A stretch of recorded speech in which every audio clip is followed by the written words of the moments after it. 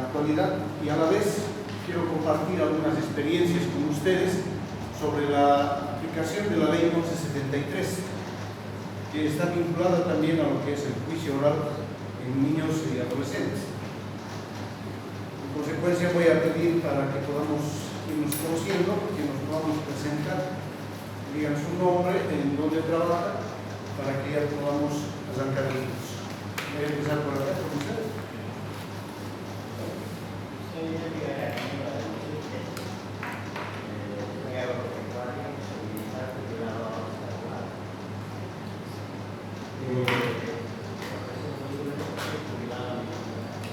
Está en la profesión libre.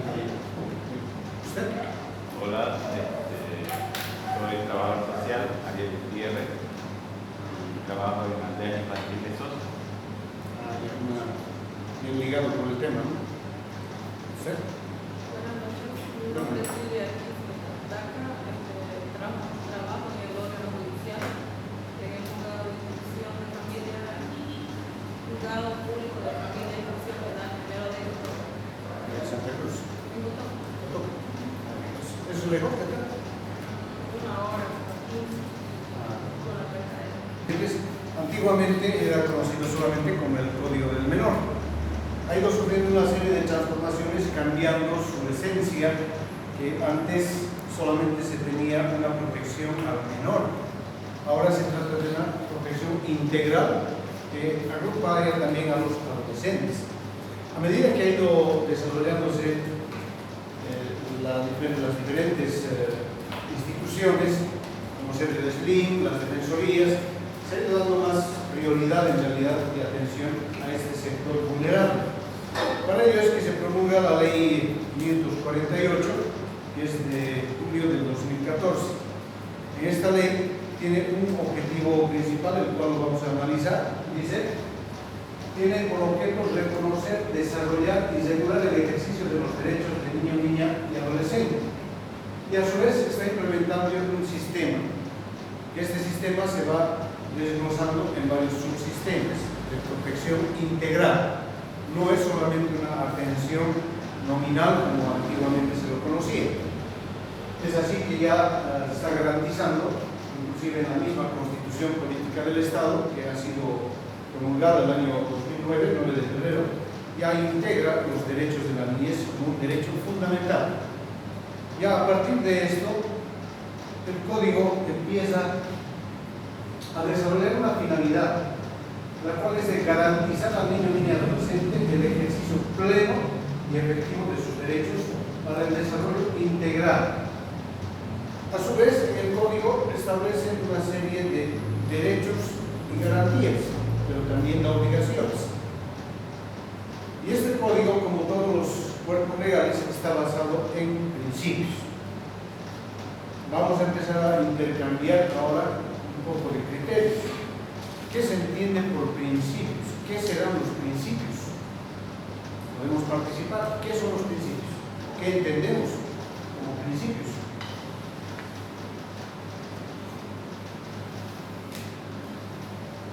A ver, un concepto sencillo. Una normativa que rige el desarrollo Ya, una normativa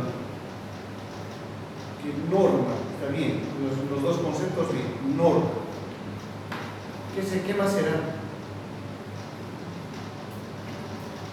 ¿Qué más será un principio? El ejercicio pleno de los derechos. Ya, vamos ya, derechos, normativa, derechos. ¿Qué más puede ser?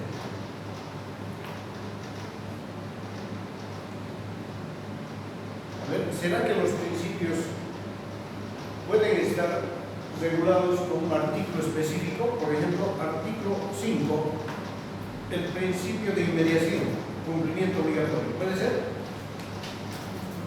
En la mayoría de los códigos, los principios están establecidos en un determinado artículo. En un solo artículo, exacto. Ya. Entonces, definimos de esta manera. Dice, los principios son normas y reglas. Nos está dando a la vez normas, por un lado, y reglas también, por otro lado, a seguir. para un determinado fin. En este caso estamos hablando de niño, niña, adolescente. ¿Cuáles serán esas normas, esas reglas? Son las que generalmente regulan al ordenamiento jurídico. Por ejemplo, un principio del que acabamos de dar como ejemplo, de inmediación. ¿Qué será la inmediación? Es el principio de inmediación que ahora está en todos los códigos, ¿no? Se ha implementado recientemente, mitad reciente, en 2014, en el código civil, principio de inmediación. Quiere decir que lo escriturado ya está quedando atrás. Inmediación va casado con moralidad, ¿no? Esa inmediación yo lo defino en un término. Dice, el principio de inmediación es el contacto del juez con las partes, las pruebas y el proceso. ¿Para qué ese contacto?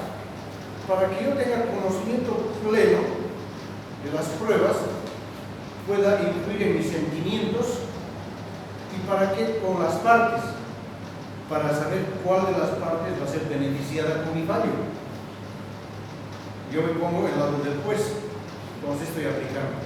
Si me pongo en el lado del demandante, también exijo ese principio de inmediación. Tengo contacto con el juez y con la otra parte.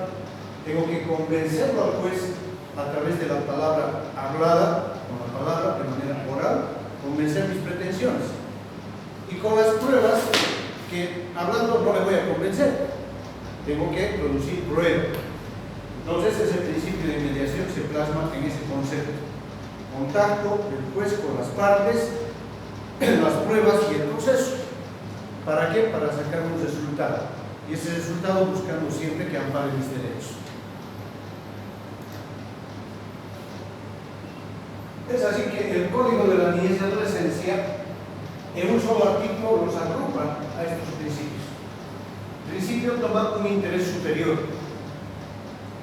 Y este interés superior no tiene que ser lírico, tiene que ser aplicable. El interés superior. Por sobre todo está el interés superior del menor. Por ejemplo, en el juicio oral tenemos por excelencia la publicidad. En un juicio oral pueden entrar varias personas, pueden escuchar un juicio, pero atendiendo este principio del interés superior, esa oralidad, esa publicidad, es decir, puedo cortarla. ¿Para qué? Para proteger los intereses del menor. Puedo disponer la audiencia privada, privacidad de la audiencia, no entra más nada. Entonces, estoy aplicando este interés superior. La prioridad absoluta, por sobre todo, con ese interés superior va a ligar. Un principio nos arrastra al otro. Eso se llama la interrelación entre los principios. Se van entrelazando los principios. Un principio solito no puede actuar. Tiene que interactuar. Prioridad absoluta. Tenemos el principio de igualdad y no discriminación. Este código, antes que exista ya la ley 45, ya nos hablaba de discriminación. Tenemos que proteger los intereses de los menores sin ver clase social, raza, cultura, igualdad, sin discriminación. Hablamos de equidad de género. Antiguamente solamente tenían derecho a estudiar los varones, ¿no? Pasa el tiempo y resulta que ahora también pueden estudiar las mujeres e inclusive ya existe una paridad, obligatoriedad legal, inclusive la ley exige que existan hombres y mujeres. Tenemos la participación. Esa participación del menor, del adolescente, también está legalmente reconocida. Las opiniones de ellos se tienen que escuchar. No le digo solamente en la familia, sino en el ámbito social. La diversidad cultural, la corresponsabilidad, son principios que andan entrelazados. El principio de especialidad. Antiguamente, cuando se tenían los códigos Santa Cruz, que eran los primeros códigos en Bolivia, agrupaba en uno solo al Código Civil, Penal y Familiar. Pasa el tiempo y ha empezado a desglosarse a ramificarse en realidad el Código Civil, el Código Penal, que se llamaban los Códigos Banzer. En la gestión de Hugo Banzer se promulgan estos códigos y entran en vigencia, pero de la niñez aún no estaba especializada, estaba dentro del Código de Familia. Va avanzando el tiempo y en 1975 aparece el Código del Menor, ya una rama especializada del Código de Familia. Y este Código del Menor en 1994 ha sido modificado. Posteriormente ha habido dos modificaciones más hasta llegar a lo que se conoce Código del Niño, Niña y Adolescente, ya con más propiedad. Ya está agrupando a los niños con una diferencia de género, de identidad, niña y adolescente. No puedo decir adolescente o adolescenta, ¿no? Eso por el término de propiedad es adolescente. Muchas veces decimos señora presidenta, decimos ahora, ¿no? Entonces tendría que ser señor presidente, lo cual no es correcto. Son términos propios que tengo que decir señora presidente, adolescente, ¿no? Estudiante, no es estudianta o estudiante. Esos términos a veces no diversificamos. La exageración en tratar de dar valor al género femenino y masculino a veces nos hace creer que esas cosas, ¿no? Esto solamente como comentario. Con esta especialidad estamos ya enfocando un interés superior sobre un grupo determinado. Llegamos a esta promulgación del Código de la Niñez y Adolescencia, donde nos da dos partes en este código. Uno, protección, derechos, garantías, obligaciones del menor, del niño, adolescente, niño, niña y adolescente. Pero por otro lado, aquí ya estamos cuando es sujeto o víctima el niño, niña y adolescente.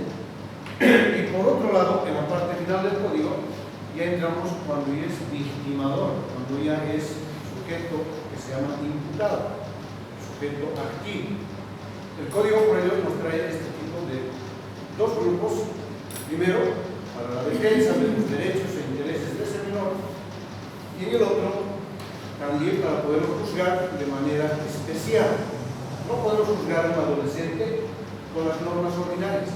Y lo que vamos a ver posteriormente, de eso se trata el módulo, ¿no? También tiene un principio del desarrollo integral, rol de la familia, el ejercicio progresivo de derechos. ¿A qué se referirá este último, el ejercicio progresivo de derechos?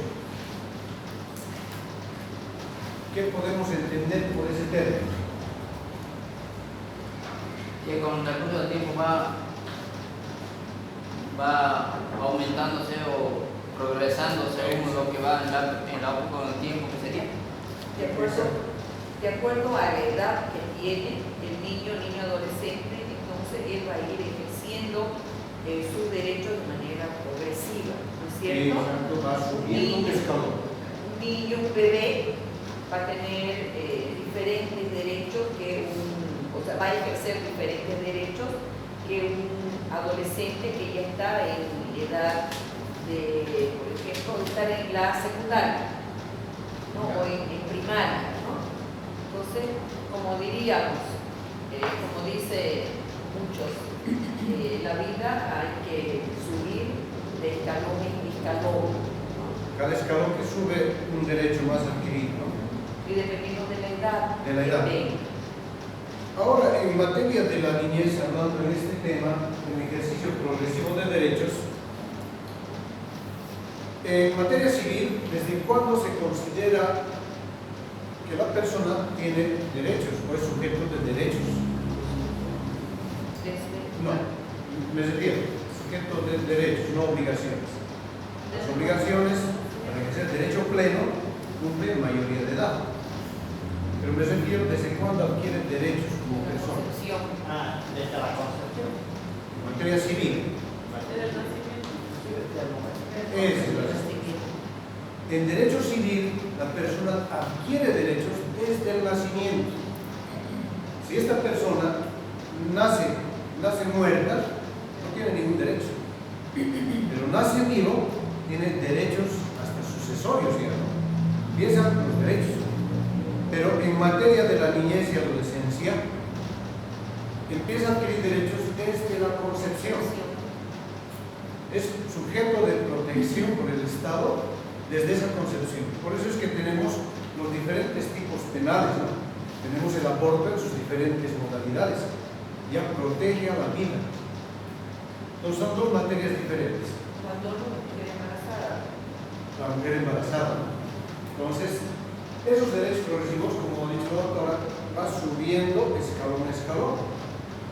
El que es bebé tendrá pues, derecho a la vida, derecho a la atención, pero cuando ya ingresa a la escuela ya empieza a adquirir derecho a la educación, empieza a subir más derecho a la educación hasta superior, cuando es adolescente, ¿no? Y una serie de derechos que van unidos. Por eso hablamos de varios derechos que están sujetos a los principios. Bien, ahora precisamos que este niño, niña y adolescente son ya sujetos de derechos. La niñez, desde la concepción hasta los 12 años cumplidos, es considerado como un niño o niña, de acuerdo al código.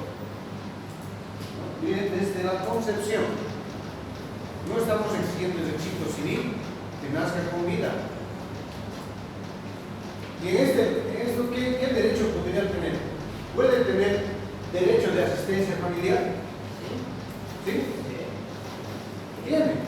Porque existe. Concepción tiene derecho de la asistencia familiar cuando la madre está en estado de gestación, recibe una asistencia en cuanto a, por ejemplo, el progenitor de ese niño tiene que cubrir los gastos que la madre va a erogar en cuanto a su atención médica de la gestación, todo lo que es la revisión médica, tener una buena alimentación, recibir todas las vitaminas, minerales que van a servir para que el niño que está en gestación se desarrolle sano. Entonces tiene derecho. Y ese hombre, pongámonos en el caso de que no es nacido o no ha concebido dentro del matrimonio, porque de acuerdo al Código de Familia, el hijo que nace dentro del matrimonio es de los padres, no necesitas reconocimiento. Pero ¿qué tal si es de una pareja que no son casados? Ahí existe la otra figura, el reconocimiento de hijo al vientre, ¿no? Dentro del vientre. No se puede reconocer dentro del vientre. Sí. E inclusive empieza ya a accionarse el derecho civil, porque si ha sido reconocido al vientre, cualquier derecho sucesorio ya le corresponde. El único requisito que tiene que cumplir es nacer con vida. Y esto da lugar a muchos tipos de situaciones jurídico-legales. Por ejemplo, si ha nacido y ha vivido solamente unos días. ¿Qué ocurre si ha heredado una fortuna? Ha nacido con vida. ¿Qué es lo que va a hacer? Sea los hermanos, sea la madre, pueden declararse herederos. Se declara heredero y tiene derecho a esa fortuna. Vean cómo es que puede adquirir derechos estando dentro del bien. El único requisito, nacer con vida. Entonces estamos hablando ya de unos derechos, no solamente ya de la niñez y adolescencia, sino hasta civiles. Doctor, al punto también, cuando digamos el padre muere y tiene 3 hijos o 4 y la madre para declararse heredero a los niños sí o sí tiene que ser inventariado. ¿Cómo no devuélvame? Digamos, muere el padre que tiene 5 hijos y su esposa vive, ¿no? Sí. Para que los hijos se puedan declarar herederos, sí o sí tiene que ser inventariado. No siempre. No siempre. Pueden declararse a título general, universal. Pueden, no solamente bajo inventario. Pueden declararse. En este caso, la madre también se declara heredera y es como hija. Sí, claro, sí. Como esposa tiene su 50%, pero de los bienes del esposo entra como hija. Es que, disculpe, para disculpar que un poquito más me entre en ese tema. ¿Qué pasa si tiene deuda al declararse heredero a los niños? ¿Cómo el deudor va a ejecutarlo? Porque la ley dice cuando tiene que hacer un proceso para vender, pero si en este caso si hay acreedores, Claro, si se declaran herederos, los acreedores van. ¿cómo al menor a eso voy, porque si hay una deuda supuestamente, ¿no? Sé que tiene que dividirse la deuda, pero si son menores de edad, ¿cómo lo van a rematar? A eso es mi pregunta. Ahora sí. En este caso, lo más correcto es de que los bienes del menor no son inalienables. Tienen que tener una autorización de una autoridad para poder vender. Ahora vamos de la hipoteca. ¿Puedo hipotecar ese bien que se ha declarado herederos? No. No se puede.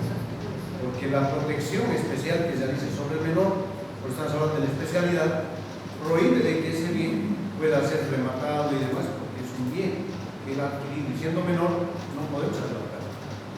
Pero en los hechos, en la realidad, ocurre de que se declara heredero el menor, viene el acreedor, le embarga, dice, aquí está, él es el nuevo del dueño, y les remata.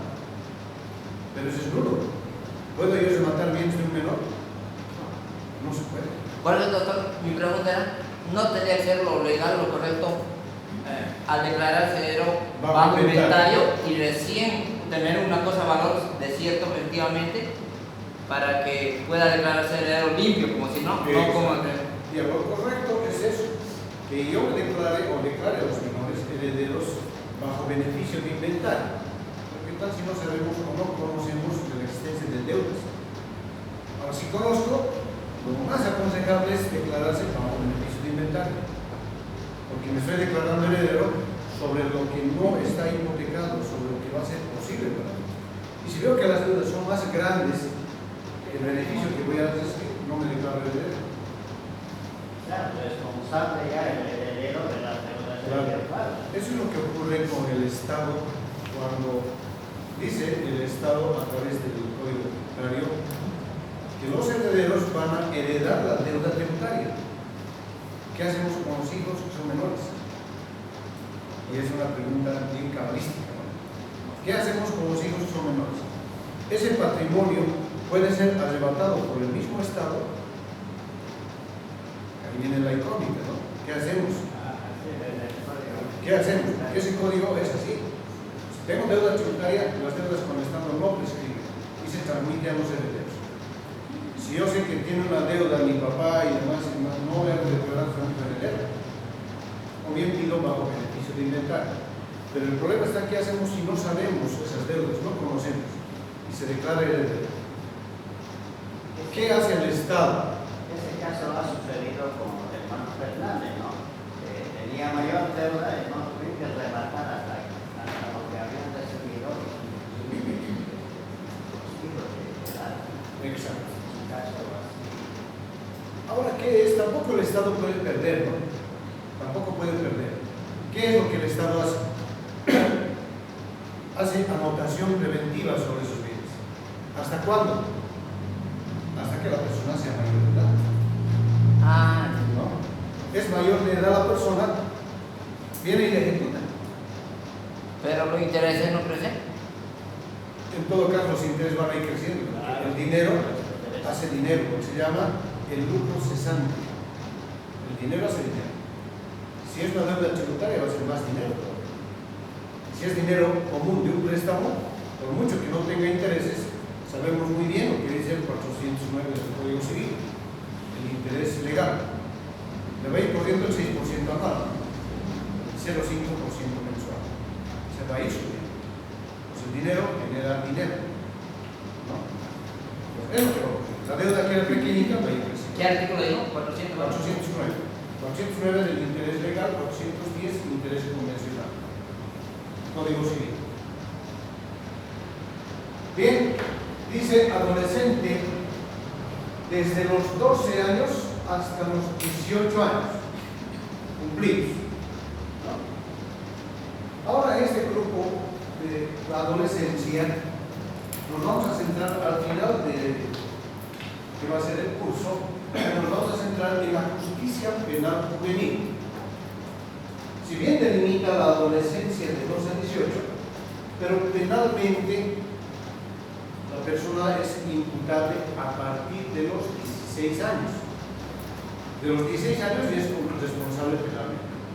Pero este código agarra un grupo y dice, no, es desde los 14 a los 18 años es justicia penal juvenil y no se considera delito.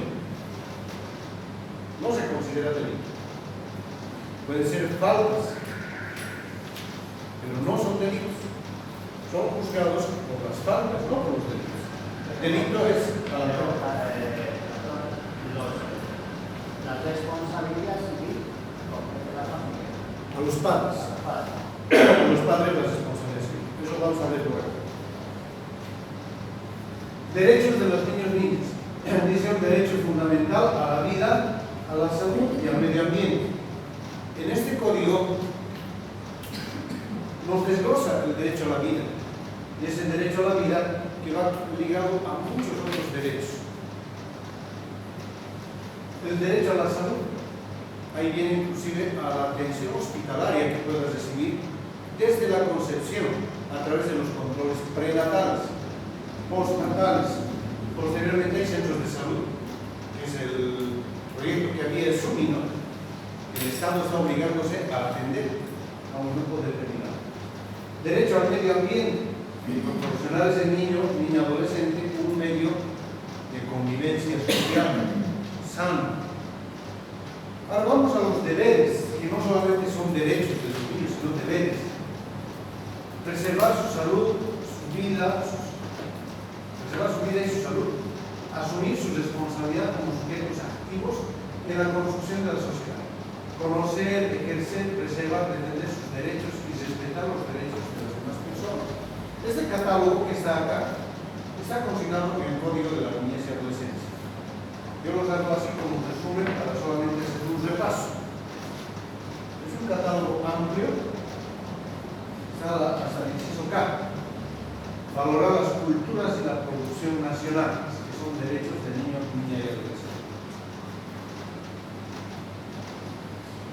Doctor, yo discrepo con lo que usted dice referente a que el adolescente no comete delitos sino infracciones, porque el Código Penal, esta nueva justicia penal juvenil, habla de una justicia reparadora, restauradora, responsabilizadora, donde el adolescente tiene que reconocer de que sí ha cometido un delito y que está dispuesto a repararlo, y cuando esté totalmente preparado, entonces ahí él se va a reintegrar a la sociedad. O sea, sí comete delitos y está de acuerdo los delitos a lo que están establecidos en el Código Penal, con la diferencia de que la sanción no se llama sanción, sino se llaman las medidas socioeducativas, y que se establecen en las 4 quintas partes de establece el código, ¿no? O sea,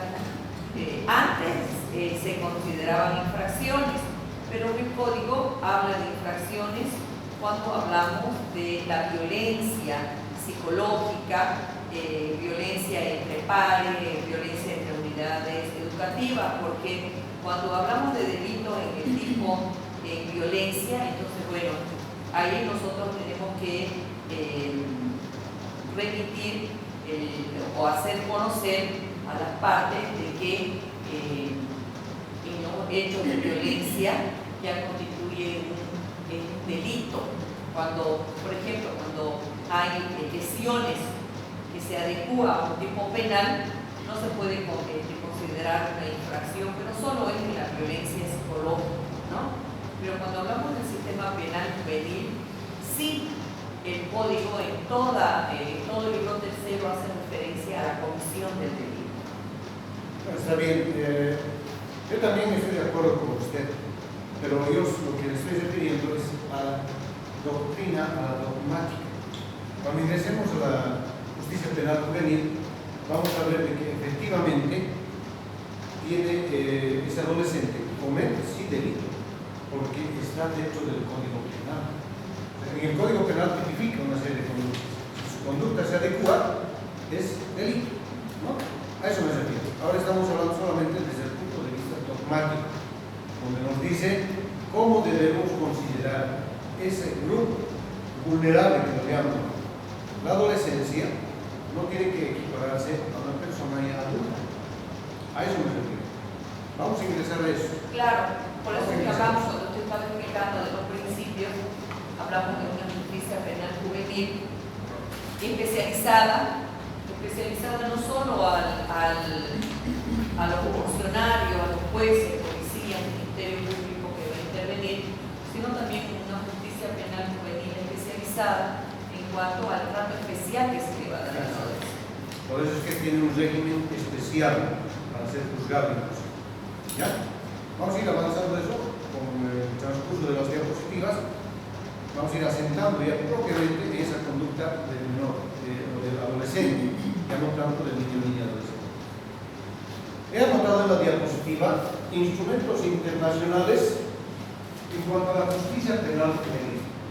Estos solamente son como ejemplos, porque existen muchos más convenios y tratados internacionales. Existe el convenio para la eliminación de toda forma de discriminación contra la mujer, que va ligado también a los menores. Existe la Convención sobre los Derechos del Niño, el protocolo para prevenir y sancionar la trata de personas, especialmente mujeres y niños, la Convención Interamericana sobre el Tráfico Internacional de Menores.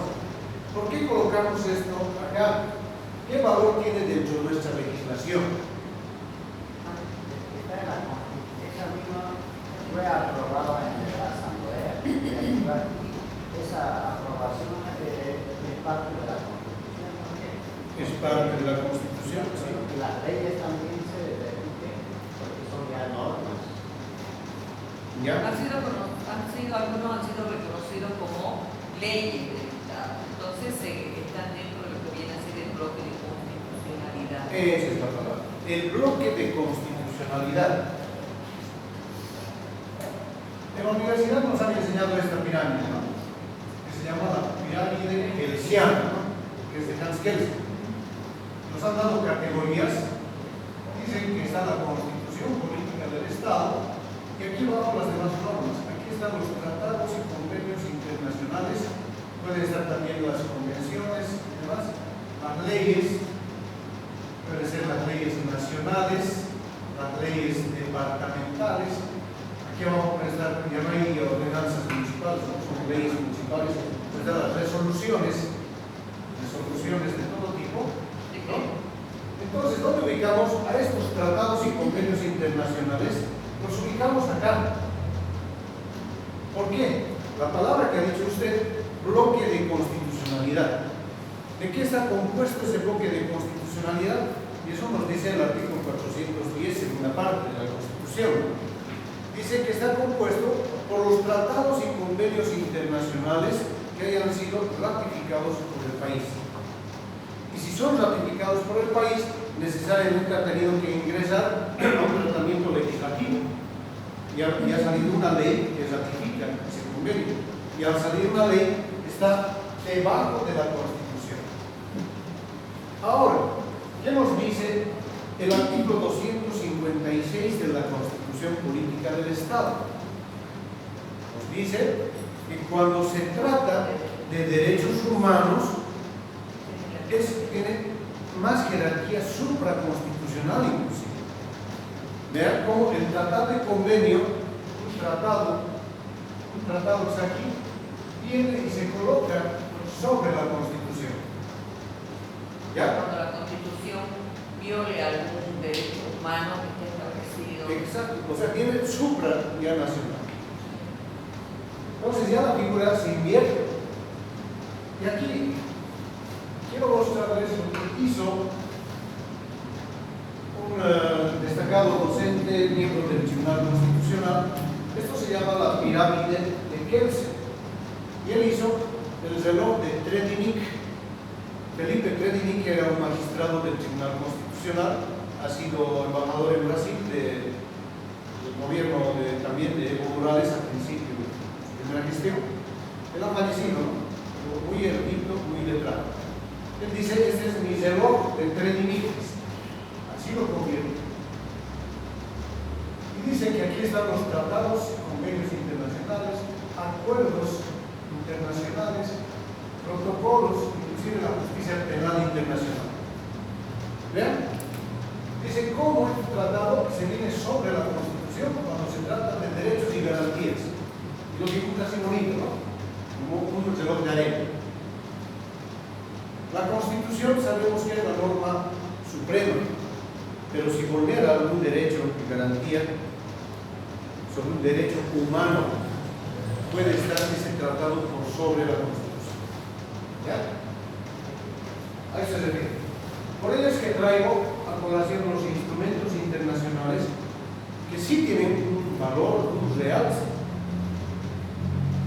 En materia penal, generalmente, como yo estoy con juicios todos los días, lo que invocan por lo general es el derecho del imputado.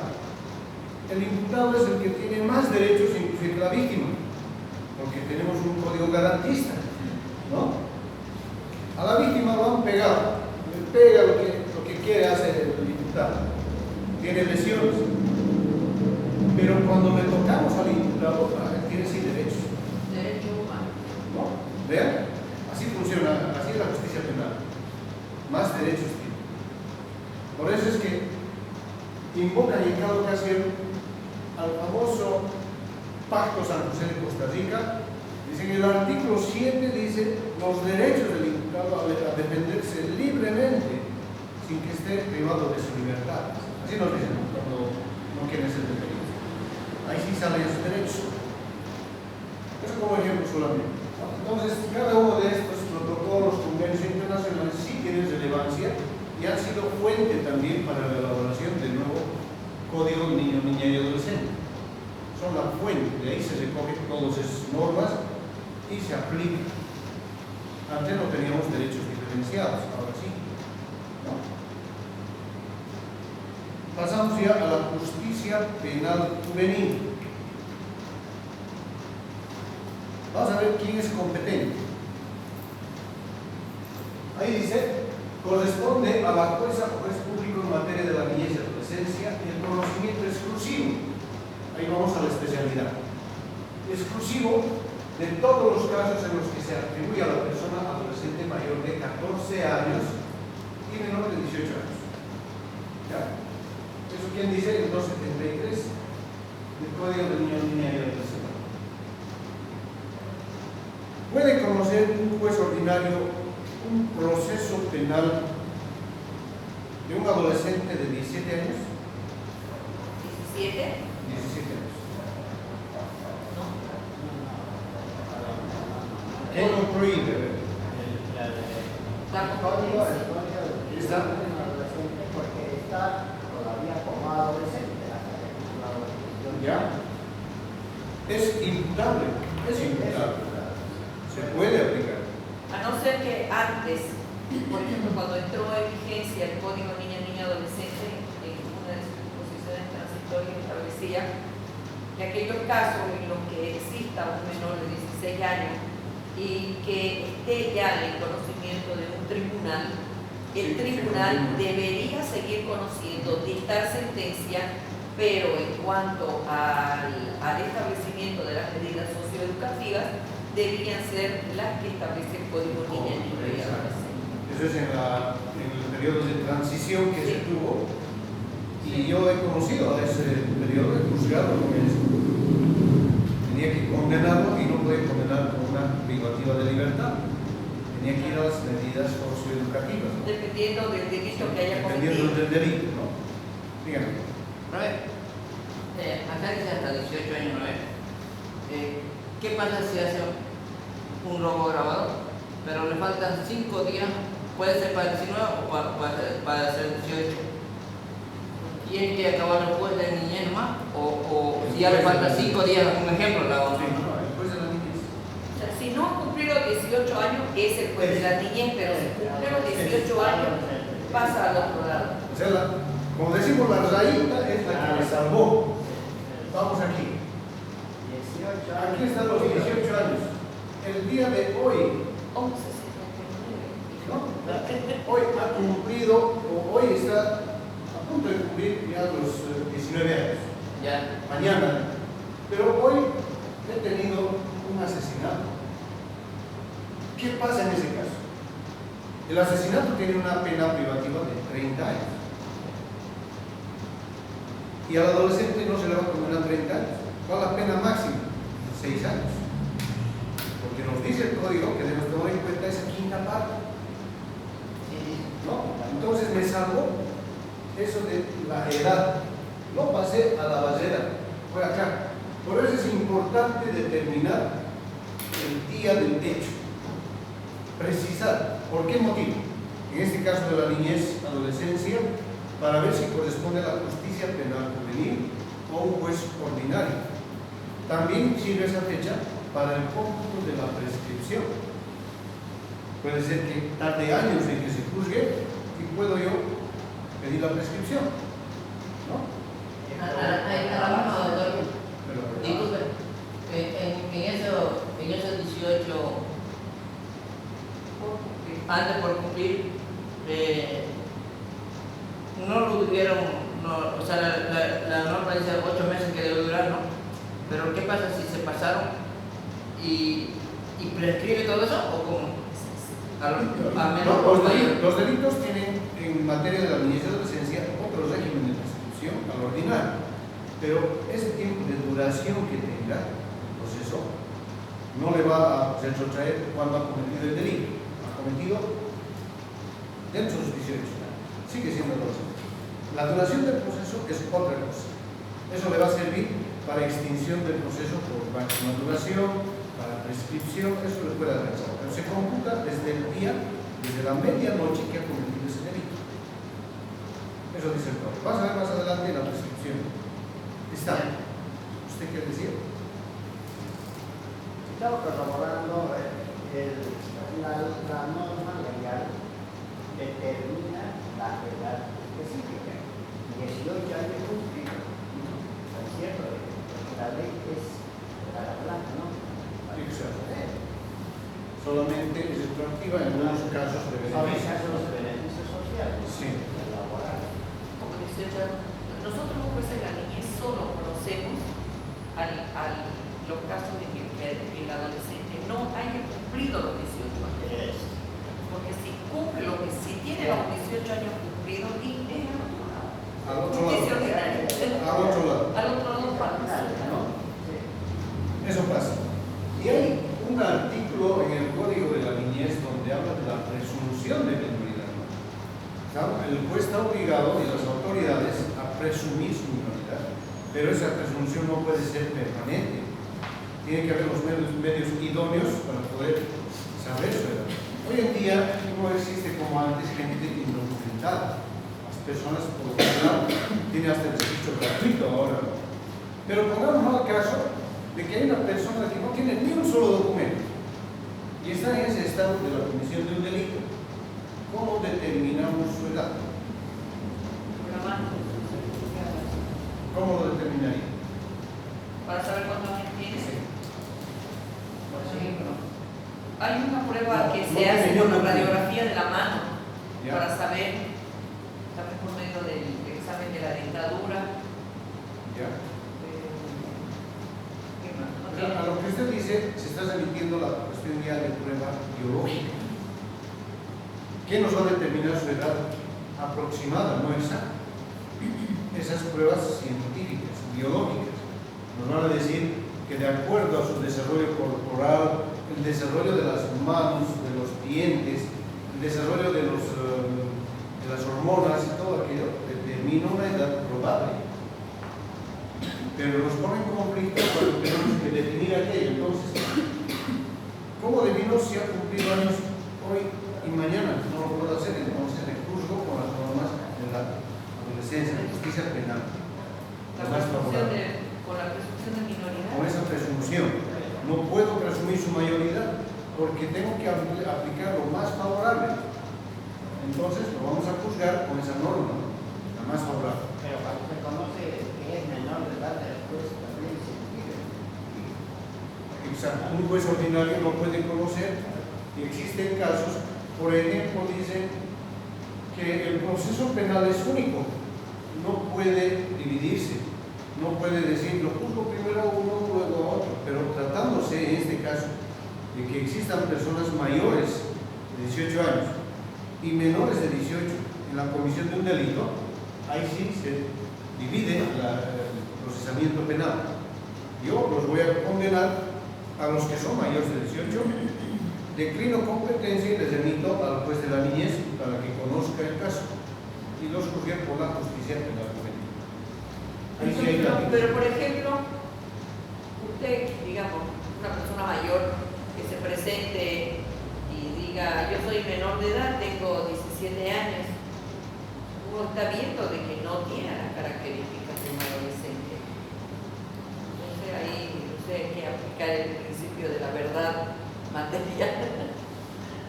A veces dicen, no, una guagua que parece viejo y al revés, un viejo que parece guagua.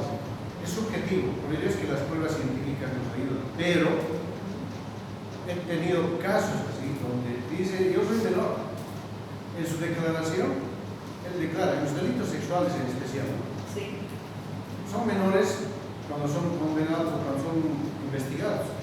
Pero para esas fechorías no son menores. ¿Qué pasó? Dice, no, agarran y dicen, soy menor, que me comprueben. Como la investigación es inicial, se agarran los datos y señas que se dice al principio. Me llamo Juan Pérez y con ese nombre está en la investigación. Va pasando el tiempo y resulta que no había sido Juan Pérez. Aparecen los parientes, investigamos en el CEGI. Había tenido una filiación y había sido mayor de edad. Entonces, ¿qué hace el juez cautelar? Eso es peligro de obstaculización en el proceso de investigación. El decir una identidad falsa es considerado un peligro, ¿no? Es decir, o el ocultar es un peligro, está obstruyendo la investigación. ¿Cómo? ¿Por qué yo quiero saber su nombre, su apellido, su extracto, de dónde viene? Justamente es para ver qué clase de persona es, porque el Código Penal, en el artículo 37, nos dice que tenemos que conocer la condición del imputado, su edad, su formación, su condición, si es indígena o no, porque existen atenuantes a las personas que son de extracto indígena, en el delito. Puede ser la misma aplicación de la justicia comunitaria. Entonces, es importante saber todos estos datos, ¿no? Tenemos que conocerlos. Bien, dice la jurisdicción y competencia. Vamos a ir por el título. ¿Qué es jurisdicción? ¿Qué es competencia? La jurisdicción en el ámbito territorial Eso, donde se va a ejercer, donde el juez va a tener la competencia para poder ejercer la competencia. Sí. La jurisdicción es el territorio donde yo voy a tener competencia, ¿no? Ahora los jueces tenemos jurisdicción competencia. Por ello es que yo, en este momento, si me convocan aquí en Santa Cruz a conocer un caso, yo no lo puedo hacer, porque no tengo ni jurisdicción ni competencia. Está determinado por ley mi jurisdicción. Yo solamente, como quien dice, soy gallo en mi gallinero, en otro no. Ahí se ve.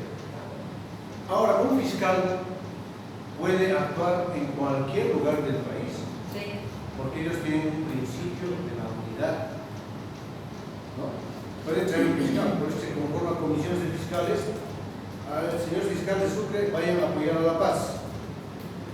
Es por ese motivo, ellos no tienen jurisdicción, pero sí tienen competencia. Pero mi duda es en base a su materia, digamos,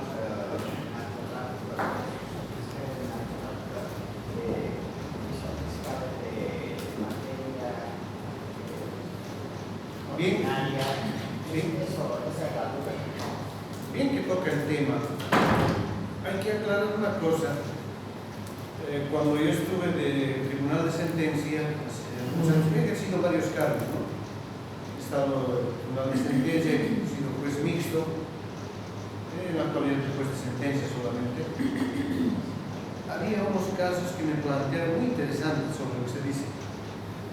Un fiscal puede sí coadyuvar en todas las materias, pero hay una ley de corrupción o anticorrupción.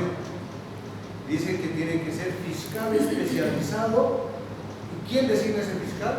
el fiscal departamental. El fiscal departamental va a decir, tal persona es fiscal 1, fiscal 2, que llaman PIAS, ¿no? Proyecto Integral de Anticorrupción. Otro fiscal viene a suplir este de anticorrupción, presenta su requerimiento acusatorio, va a juicio y defiende. Si nadie dice nada, pasa. Pero si alguien lo objeta y dice, momentito, usted no tiene en este caso competencia, porque usted es fiscal de materia, no es fiscal PIA. ¿Quién lo dice? La ley 04. ¿Qué dice? Fiscales especializados designados por el fiscal departamental. Por lo cual voy a pedir, yo siendo el abogado de la defensa, voy a pedir vía incidente actividad procesal defectuosa, porque no está capacitado para seguir el caso. Me han planteado de esa manera y ha salido procedente. No he anulado obra, no solamente que he objetado la participación de ese fiscal y he oficiado al fiscal departamental para que envíe un fiscal asignado a materia de corrupción. Por eso es que esa representación de los fiscales a nivel nacional tiene sus límites. ¿Cuál es el límite? En materia de corrupción. Disculpe, a la misma ya que estamos ahorita en jurisdicción y competencia, en materia de amparo constitucional, una persona en cualquier lado puede presentar su amparo o cómo ahorita. Es que aquí he visto que llegan al campo de Cochabamba, nos llegan algo, pero nunca he tenido más porque no he podido ir, por eso prefiero estar adelante. Bien, antes se podía plantear amparo en cualquier lado del país.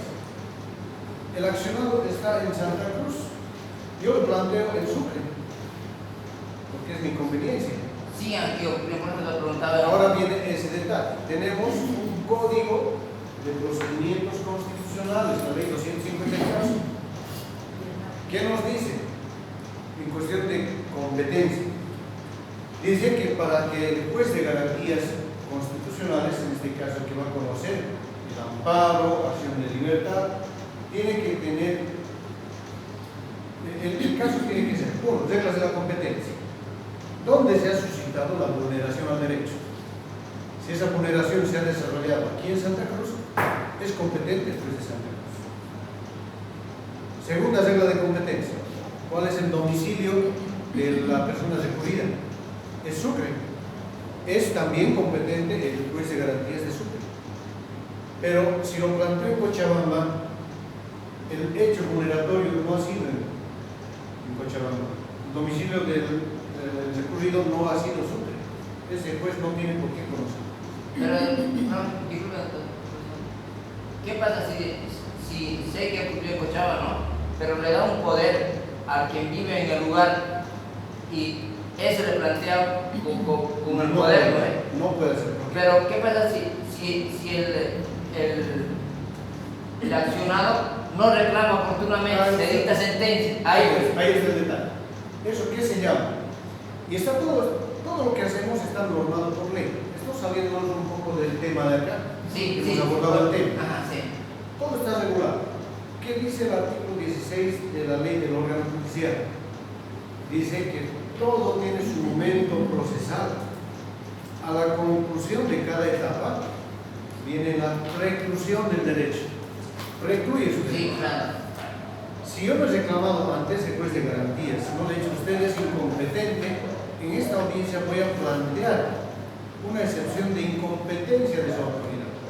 Se puede plantear en acciones de libertad, en acciones de amparo, puedo plantear excepciones. ¿En qué artículo, doctor, es el que dice que la orden? 16. El artículo 16. Entonces yo le planteo y le digo al juez de garantías, usted es incompetente porque no está respetando las reglas de la competencia. El hecho vulneratorio es Santa Cruz. La autoridad accionada está en Sucre. ¿Y por qué plantean en Cochabamba? La ley 254, no recuerdo el artículo, pero no son muchos artículos. Dice esas reglas de competencia, ¿no? Y el poder. El poder está habilitado para que haga la acción, no para determinar las reglas de la competencia. Entonces, tiene que ese apoderador ir a demandar a Sucre o a Santa Cruz. Pero si nadie dice nada, se convalida la competencia. Eso es lo que se llama, en la antigua ley del órgano judicial, en el artículo 29 decía prórroga de la competencia. Y explicaba de esta manera: cuando yo presento una demanda ante el juez incompetente y la otra parte no reclama, entonces han sentado la competencia del juez y se llama prórroga de competencia. Y eso ocurre en las acciones constitucionales. Si no reclamó, estoy sentando competencia. A la misma vale al mismo punto, cuando se así fraudulentamente, digamos, un amparo constitucional se haya dictado y en Sucre haya ratificado, pero después el accionado se da cuenta que había sido todo fraudulento, ya está ratificado por el Sucre, ya no es con la sentencia por el Tribunal Supremo, Tribunal Constitucional. por el Tribunal Constitucional, está confirmada, pero después se sabe que había sido todo fraudulento. ¿Qué pasó? ¿Qué en amparo? ¿Qué hay? Porque no hay. Ya, nos ubicamos en momentos procesales. ¿Qué ha sido el fraude dentro de qué? ¿Se ha sido dentro de un proceso ordinario? No. El fraude, el amparo. Ajá. Pero si ha salido la sentencia constitucional, nadie la da la vuelta. Dicen, no, cuando es relativo. Un ejemplo vamos a ver. La sentencia constitucional nadie la mueve, porque no tiene más instancia. ¿Qué pasa este último?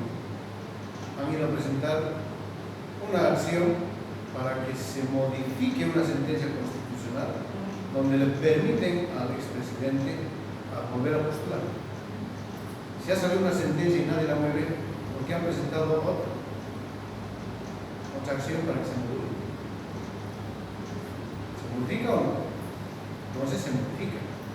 ¿Por qué se modifica? Porque el Tribunal Constitucional ha desarrollado una serie de líneas que se llaman sentencias fundadoras, otras moduladoras. ¿Qué es lo que va a decir el Tribunal Constitucional si modifica esta?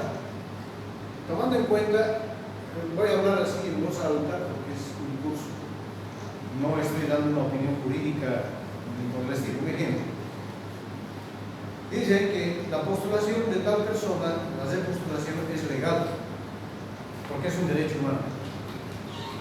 Viene este otro lado y analizan esa resolución, dicen, no había sido legal, no es un derecho humano la postulación. Por lo tanto, no vamos a anular esa sentencia, pero vamos a modular su aplicación. Y la modulan cambiando de línea y dicen, no, entendimiento de que no había sido un derecho humano, pero a partir de hoy ya nadie se puede repostular con estas circunstancias. O sea, para los venideros, ¿no? Claro, para los venideros. Y esto sí sigue vigente. Sigue vigente. Ahora hay otras sentencias reconductoras de líneas, ¿no? Eso les voy a dar un poquito más allá porque he traído un material para hablar exclusivamente de las sentencias constitucionales y el Tribunal Supremo de Justicia. ¿Ya? Bueno, avanzando, dice ya en la jurisdicción y competencia que no podrá juzgarse una persona adolescente en la jurisdicción penal para personas adultas. Eso está prohibido.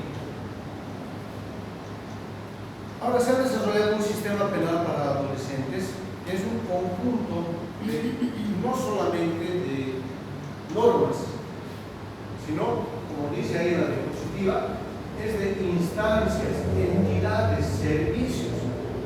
Está conformado empezando desde el Ministerio Público, vienen los jueces especializados, vienen los servicios legales, vienen los SLIMs, las defensorías. Es una integralidad. Acabo de decir, es una integralidad, no es solito. Por eso dice sistema. El sistema está compuesto de un conjunto. ¿Ya? ¿Quiénes son integrantes del sistema? El Ministerio Público, juzgados públicos, Ministerio de Justicia, de Defensa, la Policía, los gobiernos autónomos, todos ellos conforman. Si revisamos la normativa de cada uno de ellos, por ejemplo, a los gobiernos autónomos municipales les obliga a crear los servicios legales integrales. A los municipios les obliga a crear lo que son las defensorías. Al órgano judicial le obliga a crear juzgados públicos especializados en materia de administración. Al Ministerio Público también Lo correcto es que tenga un fiscal especializado en temas de la niñez y adolescencia. En la actualidad no hay ningún fiscal especializado, ni en materia de corrupción, ni de la niñez, ni de violencia. ¿Existen unidades? Sí, pero especializado. ¿Qué quiere decir especializado? Por ejemplo, yo tengo ahí el otro, yo soy magíster en maestría y en una determinada rama he hecho un estudio. Si sigo esa corriente, puedo sacar un doctorado. En esa misma, ahí sí estoy especializado. Antes no se puede llamar especialización. ¿Sí?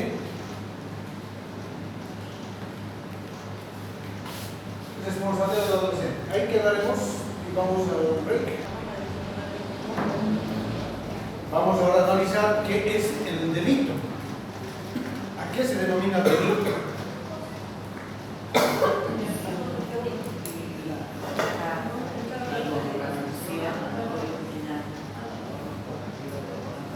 Ya, esa contravención que se llama conducta.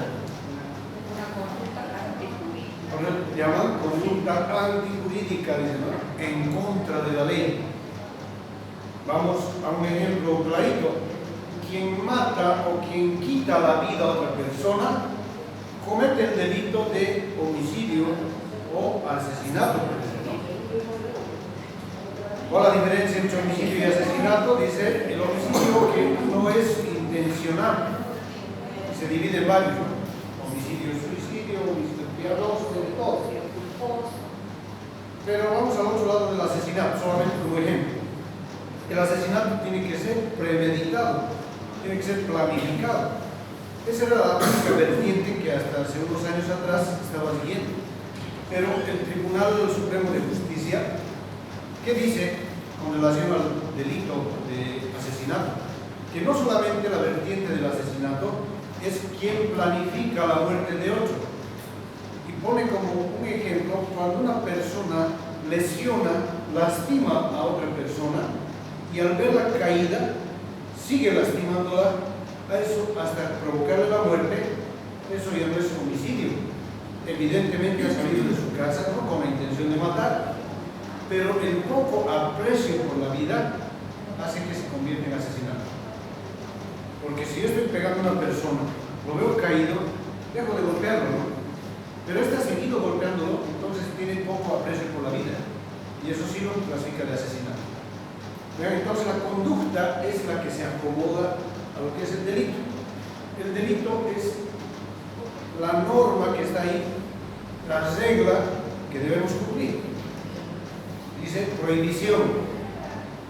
Quien en su beneficio, en su favor, obtenga dineros, ventajas, sea de manera voluntaria o con artimañas, artificios, para así un tercero se convierte en delito de estafa. Nos da el caminito para identificar al delito.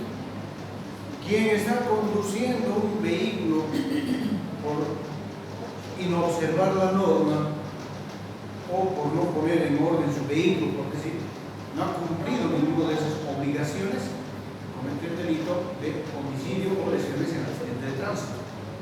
No es intencional. Para ello también como ejemplo, porque agrava ahora al delito de homicidio o lesiones en accidente de tránsito en estado de ebriedad. Porque dice que el hecho de ponerse a beber antes de conducir ya está cometiendo el dolo. No está midiendo la consecuencia, por eso lo agrava. En cambio antes era atenuante. No sabía lo que estaba haciendo, estaba borracho. ¿Por qué? Porque era causa de inimputabilidad. Una persona perturbada en la conciencia no podía ser responsablemente penal. Pero en el delito de accidente de tránsito se convierte ya en una intención, porque el hecho de saber que va a conducir y está bebiendo ya está faltando a una norma de cuidado. No se llama homicidio y sigue siendo culposo, pero con agravante. Eso lo dan como ejemplo. ¿Vean? Entonces el delito es aquella conducta que está prohibida, está prohibiendo algún tipo de conducta. Y tiene que estar necesariamente en el Código Penal y otras leyes especiales. ¿Dónde encontramos sanciones penales? ¿Solo en el Código Penal o dónde también encontramos? Laboral. ¿Laboral en qué área dice?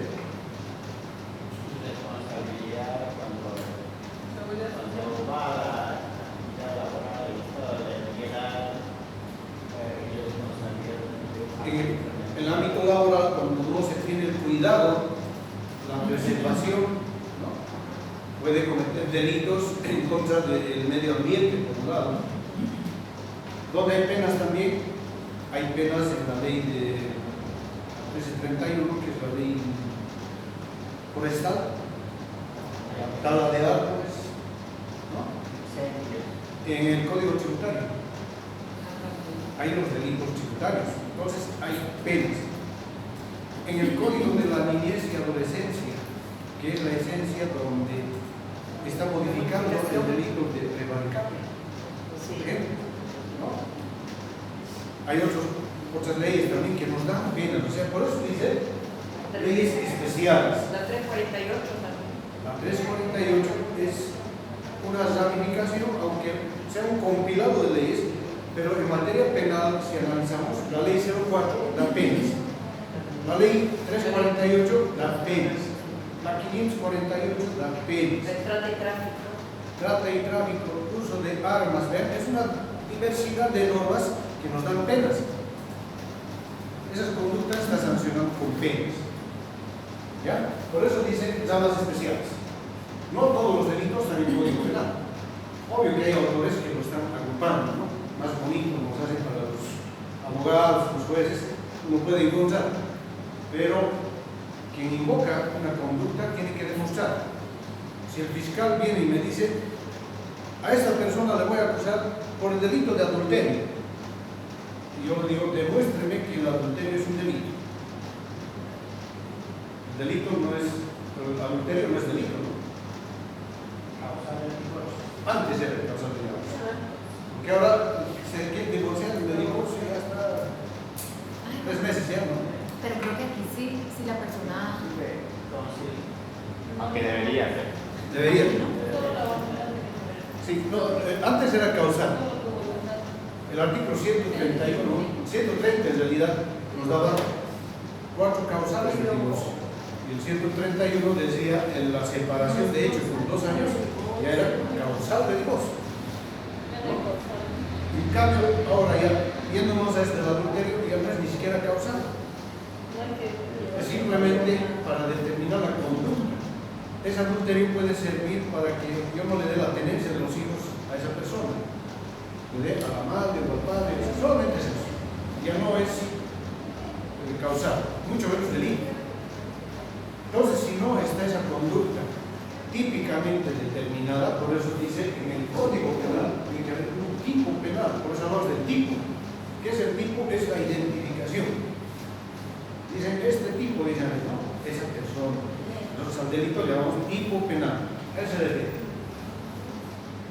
Responderá por el hecho de forma diferenciada del adulterio. No puede ser considerado por la justicia ordinaria, va a tener un tratamiento especial.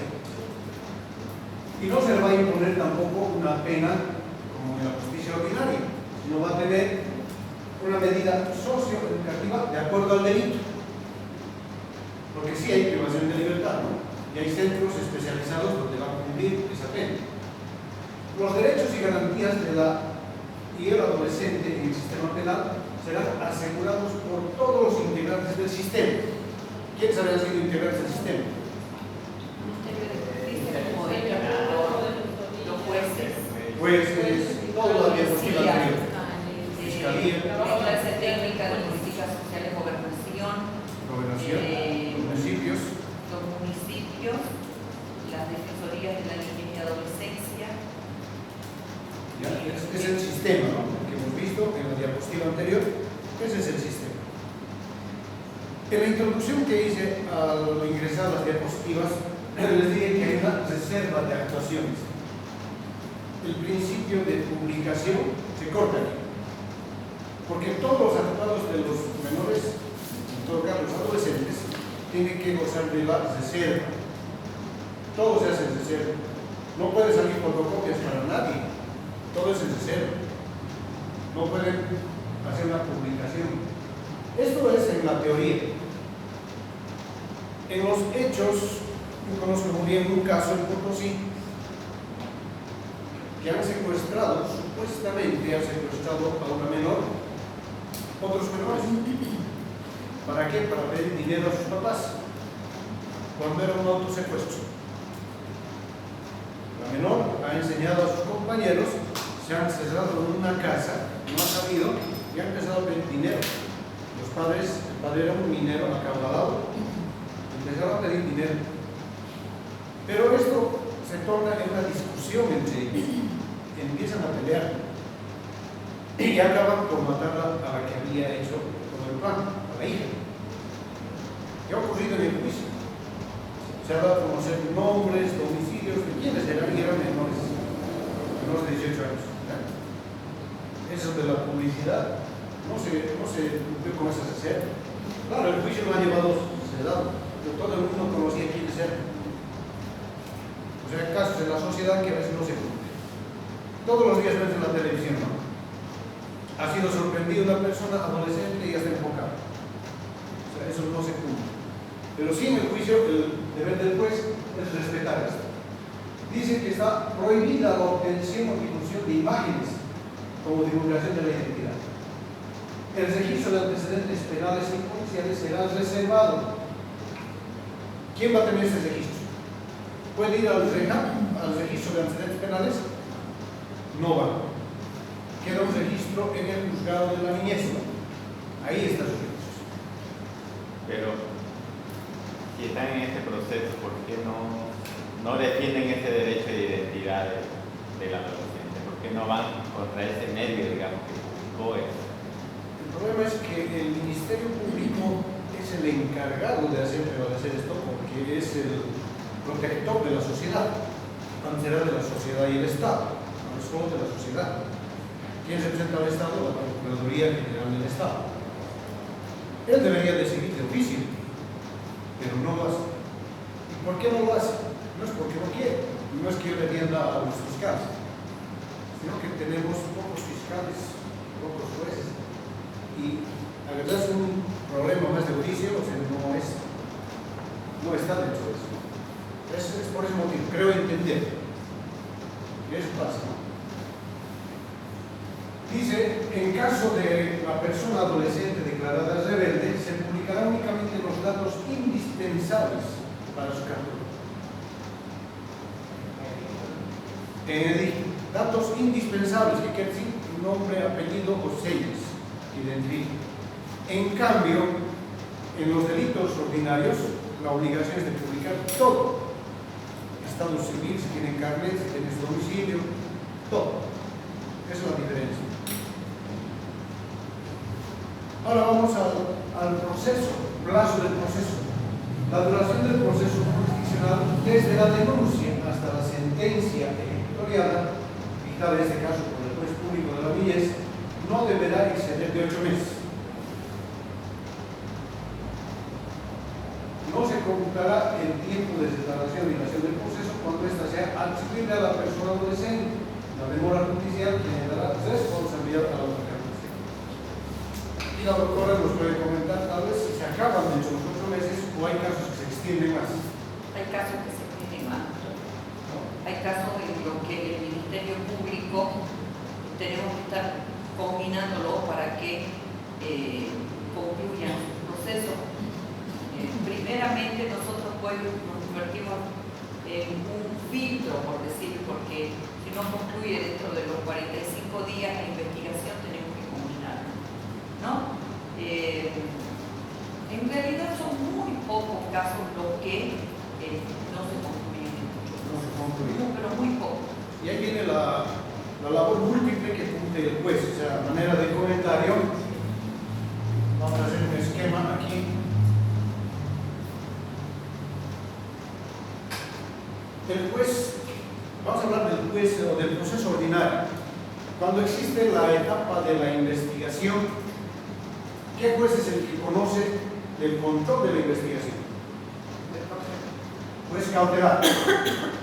Juez cautelar.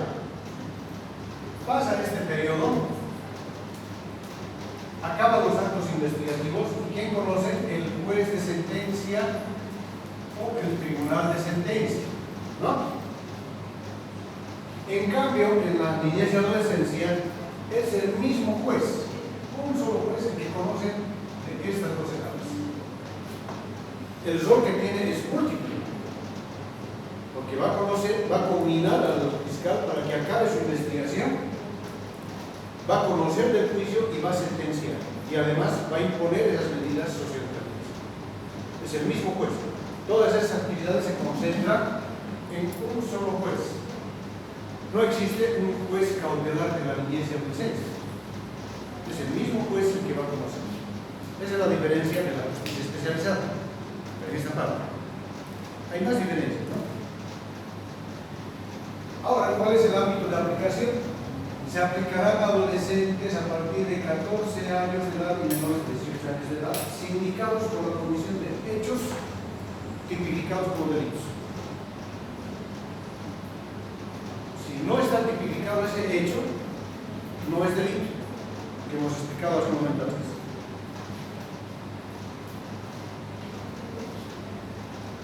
Ahora hablamos de lo que el ejemplo que se dio hace rato. Dice: la responsabilidad penal del adolescente será atenuada en 4/5 partes. El ejemplo máximo que tenemos es el delito de asesinato. 30 años. 30 entre 5, 6. Es la pena máxima que tiene. 6 años la pena máxima por delito de asesinato.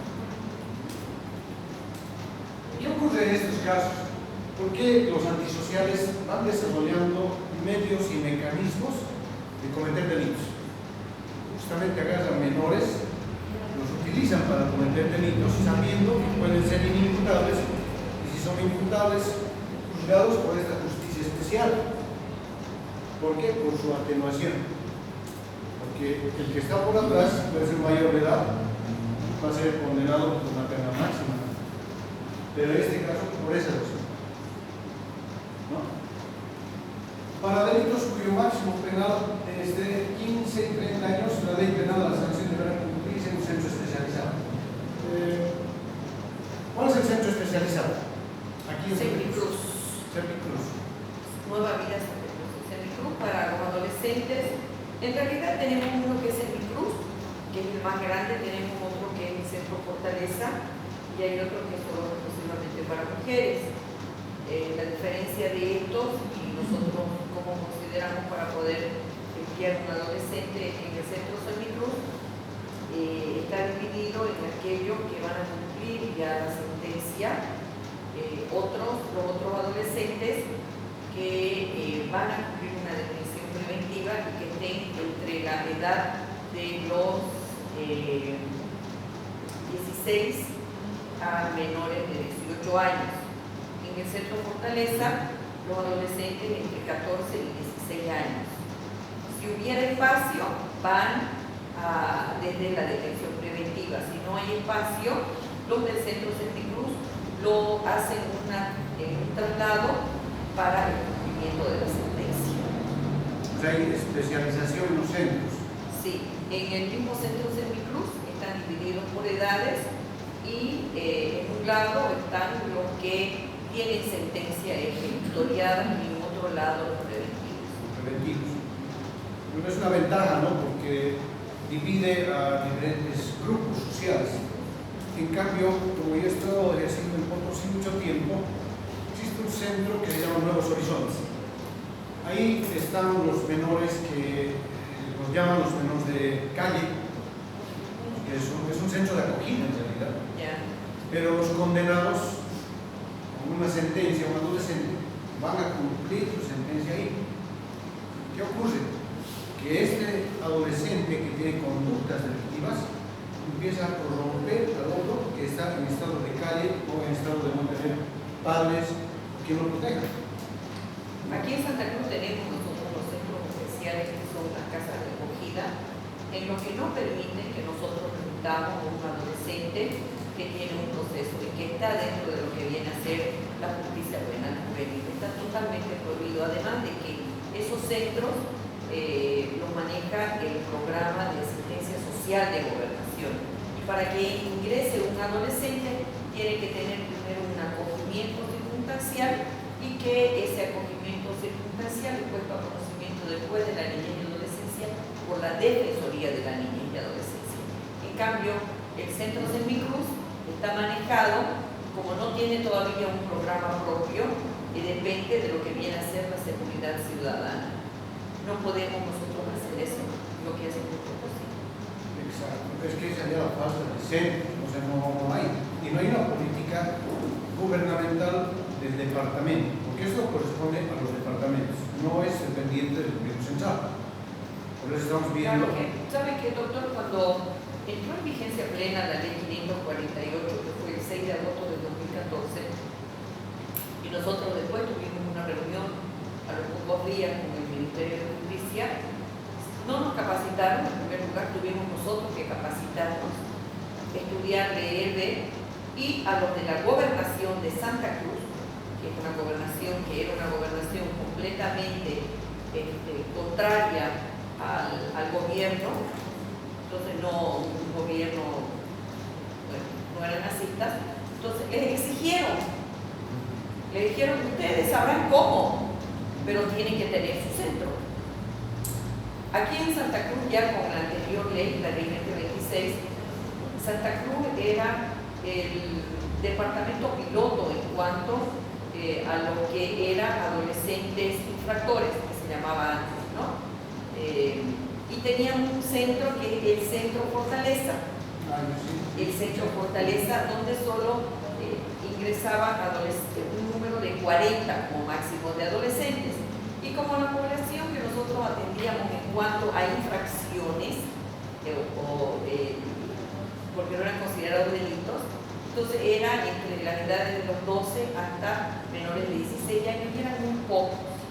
Pero ahora, con este cambio que hubo y el cambio de la población que nosotros debíamos asistir, fue inmenso, porque todos los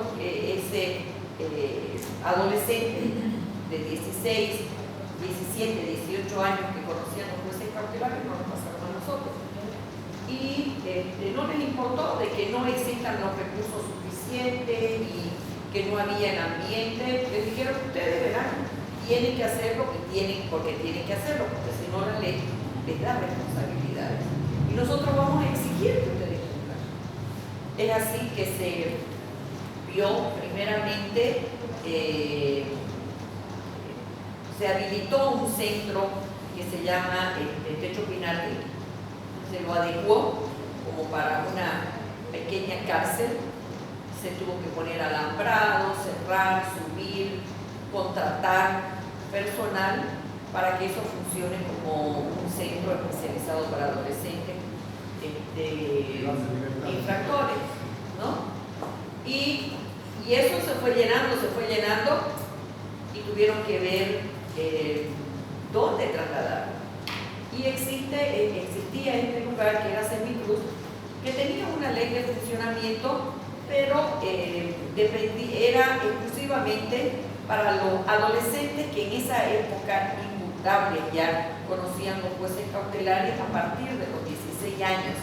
Si sentenciamos a un adolescente de 16, 17, 18 hasta los 20 años, lo llevamos ahí a ese centro Semicruz, pero con la competencia de los jueces ordinarios.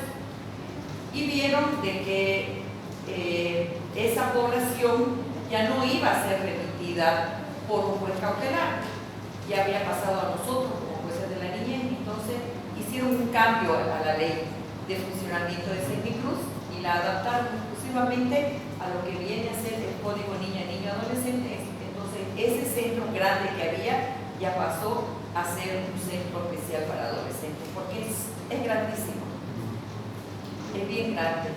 Bien, la verdad su aporte es muy valioso porque es el espíritu de la ley que ¿no?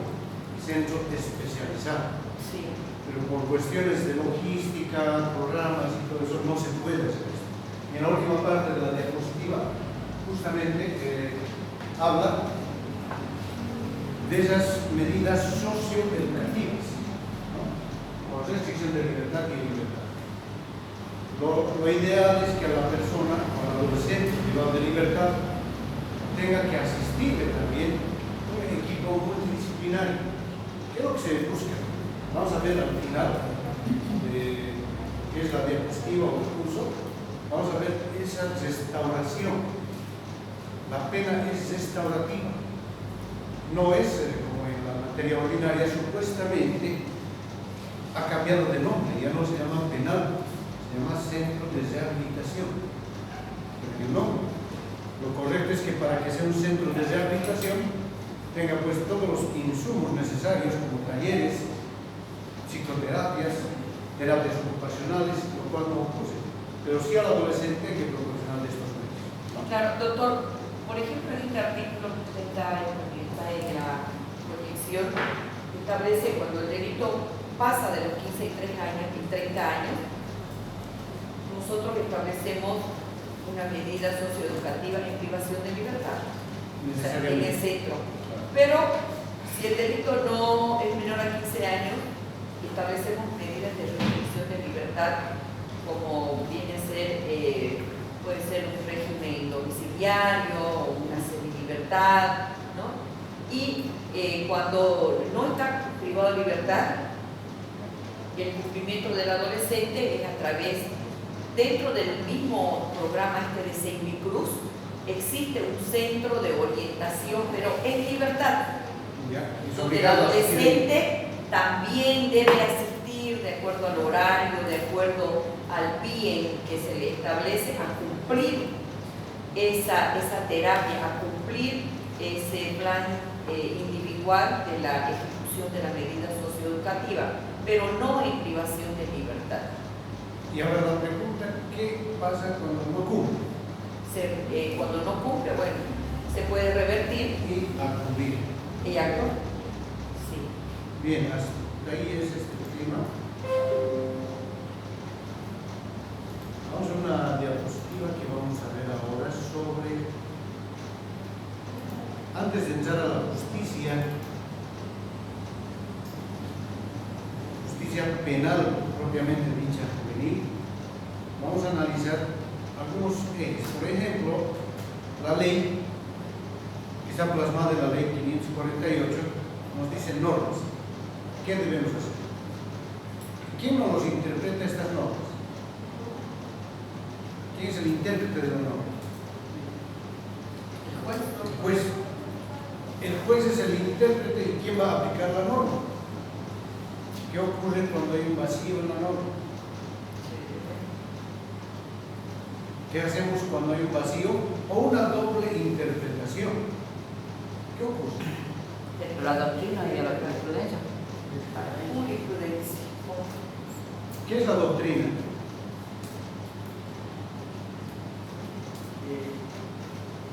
Son legados de gente preparada, ya ha explicado los pensamientos sobre normas jurídicas. Esa es la doctrina. Ideas mayores. ¿Ya? Claro, esa es la doctrina, pero las jurisprudencias son legados ya analizadas por tribunales. ¿Ya? Sí, es un tribunal. ¿Cualquier tribunal puede emitir jurisprudencia? No, solamente ¿Quién más? La Corte Suprema. Aunque hay sentencias constitucionales que establecen que las resoluciones, bueno, del Tribunal Supremo sí, pero de las salas de los tribunales departamentales no se puede considerar como jurisprudencia. Ahí vamos a llegar. No vamos a hacer. tendría que ser tema muy sobresaliente. Ya. Me acaba de decir un concepto que vamos a descartar. Uno, que es la doctrina, es el pensamiento, la interpretación de algunas personas entendidas en la materia. Son conceptos básicos acerca de un determinado tema. A diferencia de la jurisprudencia ¿qué había sido? Es el conjunto de sentencias o resoluciones judiciales emitidas por los órganos judiciales. que pueden repercutir en sentencias posteriores. Ahí va la respuesta a lo que la doctora decía. Un tribunal departamental puede sentar jurisprudencia de cumplimiento obligatorio para todos. ¿Puede o no puede? ¿Qué dicen? No. No, porque eso sería solo parcial Es un caso determinador, pero sí le sirve de jurisprudencia, por ejemplo, en un caso similar, hechos análogos, figuras legales protegidas análogas. Ese mismo tribunal no podría fallar en contra, ¿no? Es decir, ahora es blanco y pasado es negro. Esa es su jurisprudencia de ellos. Pero ¿quién emite jurisprudencia de cumplimiento obligatorio? Son los altos tribunales, que son, dicen, los órganos judiciales, que pueden repercutir en sentencias posteriores. ¿Y de dónde proviene este término latino? Dice jurisprudencia, se forma con el término juris, que es derecho, y la prudencia es la sabiduría, que quiere decir sabiduría del derecho. En nuestro país tenemos dos instituciones que nos dicen o establecen la jurisprudencia: el Tribunal Constitucional y el Tribunal Supremo. ¿Es obligatoria esta aplicación? Sí, porque no norma. ¿Ya? Es obligatorio. Las sentencias constitucionales es vinculante. Hay abogados que sí me lo han planteado, dicen: usted está haciendo mención a una sentencia constitucional, pero yo voy a cumplir la ley. La ley está por sobre la jurisprudencia. Y ahí viene la respuesta. Esa jurisprudencia también está plasmada en la ley. ¿Por qué? ¿Qué nos dice el artículo 203 de la Constitución Política del Estado? Dice que las decisiones y sentencias del Tribunal Constitucional Plurinacional son de carácter vinculante y cumplimiento obligatorio, y no cabe recurso alguno en contra de ellas. Eso dice de las sentencias constitucionales. ¿Y qué de los autos supremos? En materia penal. Estamos vinculando la justicia penal juvenil con la justicia ordinaria. ¿Qué nos dice? Ahí viene el otro.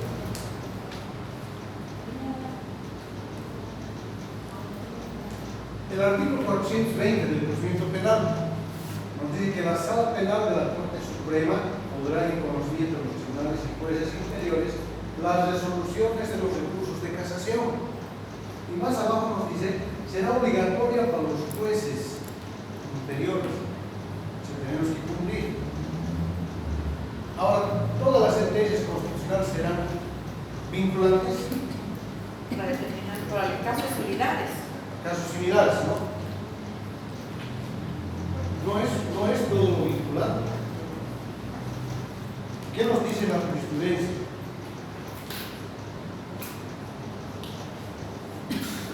Porque hay abogados que las sentencias constitucionales tienen aplicables en todos los casos y hay situaciones que nada tiene que ver esa sentencia constitucional en relación al caso que se está resolviendo. Exacto. Ahí dice que no todas las sentencias constitucionales son vinculantes. Tienen que analizarse dos elementos. Primer elemento, el hecho análogo, que sean los hechos análogos. Segundo, que las figuras legales protegidas también sean análogas. Y ahora, ¿qué parte de la sentencia constitucional es vinculante? ¿Será todo? Yo tengo una sentencia constitucional. ¿Será toda la sentencia vinculante? De acuerdo a la materia. De acuerdo a la materia. Hay un detalle. ¿En cuántas partes se divide la sentencia constitucional? ¿Por qué estamos ingresando a este tema? Porque vamos a aplicarlo en el desarrollo del juicio que se va a realizar a un adolescente. Tenemos que irnos a ese juicio por ley, doctrina, jurisprudencia, que son los pilares fundamentales. En relación a los rápidos. La ratio decidendi es la parte vinculante. ¿Cuáles son las partes de una sentencia constitucional? Primero son los antecedentes del hecho, las conclusiones, los fundamentos jurídicos del fallo y la parte resolutiva. ¿Dónde encuentro las ratio decidendi? En los fundamentos jurídicos del fallo. Ahí está donde exactamente nos dice qué es lo que se debe cumplir. Ahora, leer una sentencia constitucional íntegra resulta tedioso, hasta confuso. Y el identificar las ratios realmente se tiene que tener una habilidad. La constante lectura es esa habilidad. Pero ahora hay un programa que uno entra y pone y sale directamente Sale. todo lo que es la ratio. Sale la ratio. Hay, aparte de la ratio, existe lo que se llama la cominterdicta. Quiere decir algo más. Es como la subregla, la yapa de la resolución. ¿No? ¿Cómo se llama, doctor? Obiterdicta o lo llaman obiterdictum. Es algo más de la resolución, que también puede ser vinculante en algún caso concreto, pero la parte vinculante obligatoria es la ratio decidendi. ¿Ya?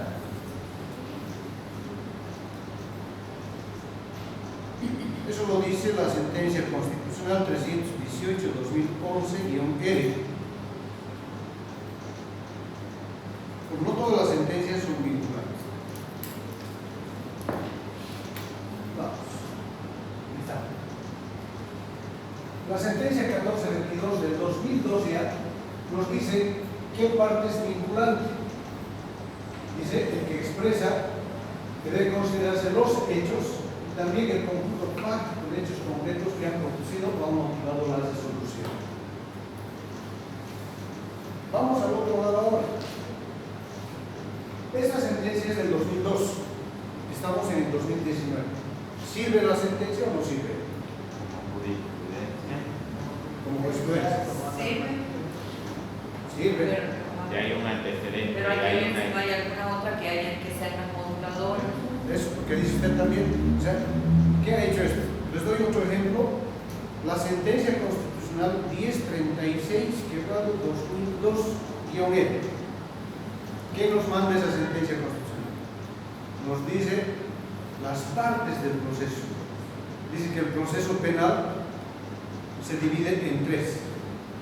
La primera, la etapa preparatoria. La segunda, el juicio. La tercera, los recursos. Y a su vez, la etapa preparatoria la divide en actos preliminares, la etapa preparatoria propiamente dicha y los actos conclusivos. Y a partir de eso pasa a la otra fase y dice que el juicio se divide en dos: actos preparatorios y la ejecución del juicio. Finalmente va a la tercera, los recursos. Los divide en recursos de reposición, de apelación incidental, apelación restringida. Ahí acaban los recursos. ¿Bien? Esta sentencia, que es del 2002, ¿Qué número, doctor? la 1036/2002-E.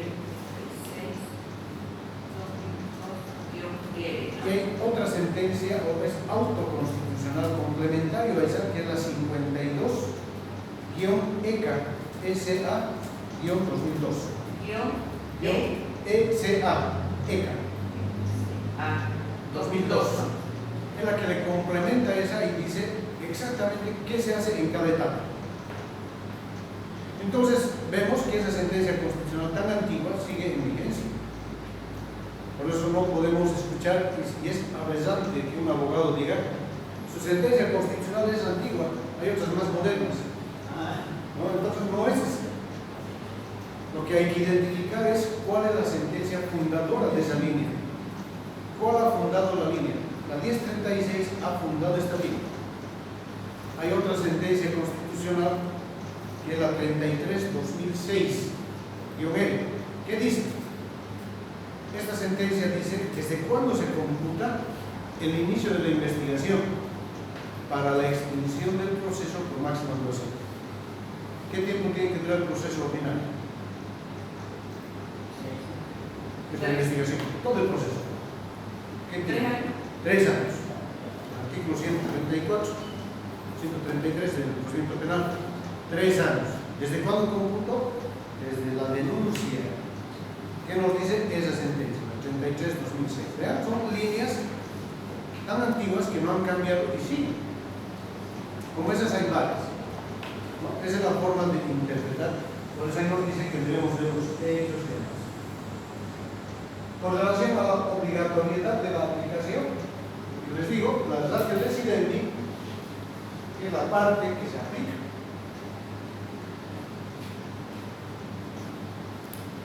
¿Qué nos dice la 245-2006?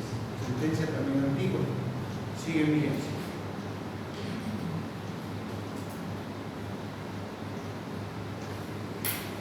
Bien. ¿A dónde llegamos con todo esto? Que la aplicación de la jurisprudencia es tan importante en cada proceso que nos va a permitir utilizar como herramienta. Esta herramienta nos va a ayudar a la labor jurisdiccional, a la labor del abogado, del fiscal, porque tenemos los pilares y los fundamentos para ir a un proceso. Cuando veamos mañana las diapositivas del juicio oral propiamente dicho, vamos a desarrollar una estructura de un juicio, porque se supone que aquí vamos a ser especialistas, ¿sí? Especializados en la materia. Esa es la intención. Esto con relación a la jurisprudencia. Mañana vamos a ver las líneas jurisprudenciales con relación al juicio. Vamos a ver el juicio dentro de la justicia penal juvenil, que es diferente a la justicia ordinaria. ¿Ya? ¿Por qué les hablo yo con propiedad de esto? Porque este libro es vinculado. Es un bonito libro, ¿no? El autor es José Emilio Pintado. ¿Aplicación de qué, doctor?